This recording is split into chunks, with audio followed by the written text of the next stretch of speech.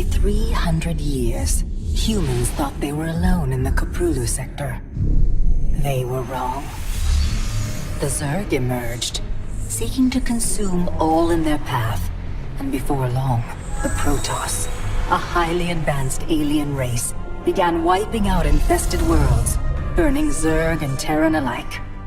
A three-way war, unlike anything humanity had ever faced, erupted almost overnight. All the while, a human civil war raged. Marshal Jim Raynor vowed to oppose the corrupt dictator Arcturus Minsk for the betrayal of the woman he loved, Sarah Kerrigan. Boys, how about that evac? Damn you, Arcturus. Don't do this. It's done. Helmsman, signal the fleet and take us out of orbit. Now! Kerrigan, a loyal operative, was left to die at the hands of the Zerg. But the Zerg had other plans.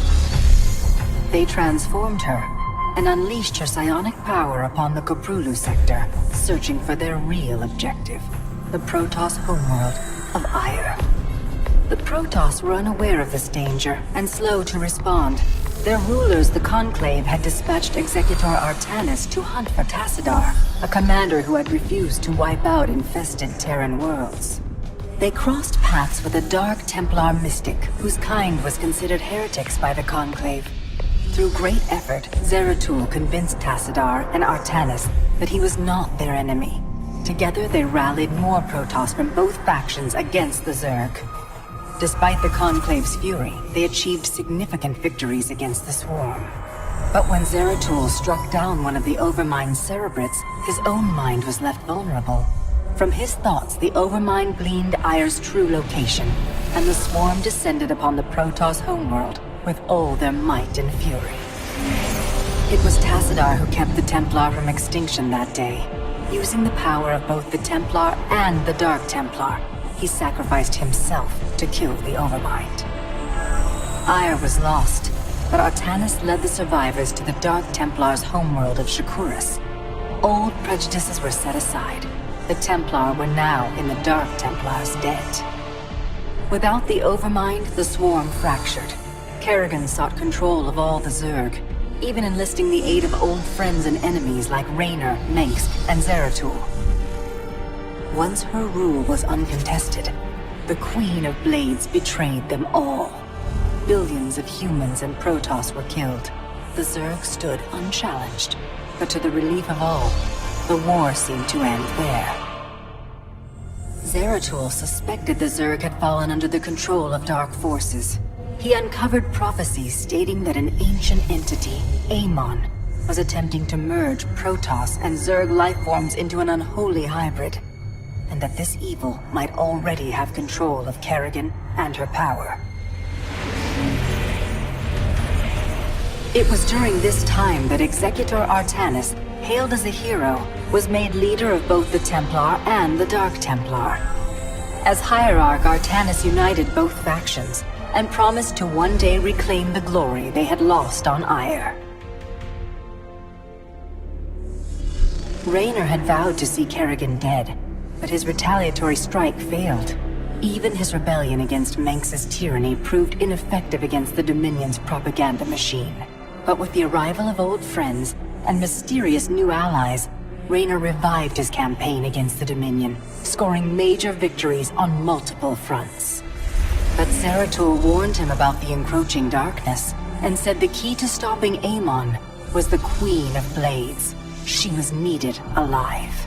In a daring raid on the Zerg homeworld of Char, armies from the Dominion and Raynor, with help from Arcturus' son Valerian, used an ancient Zelnaga artifact to neutralize Kerrigan's power and free her from Amon's grasp. The Queen of Blades was helpless. The Dominion wanted her dead. Raynor couldn't allow it.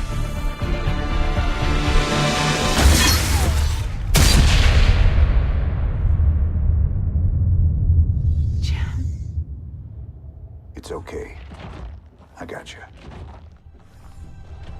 Valerian Mengsk offered them sanctuary, but his father could not let this opportunity pass. During the raid, Kerrigan and Raynor were separated. Kerrigan escaped, while Raynor... He was briefly interrogated and summarily executed. Kerrigan sought vengeance. She set out to reclaim her position as Queen of Blades. With Zeratul's guidance, Kerrigan gathered the Zerg broods and ruled the swarm once again. Only this time, free. The killing will never stop. Until Minsk is dead. Kerrigan began dismantling the Dominion's military, one mission at a time. To her surprise, she learned that Raynor was still alive.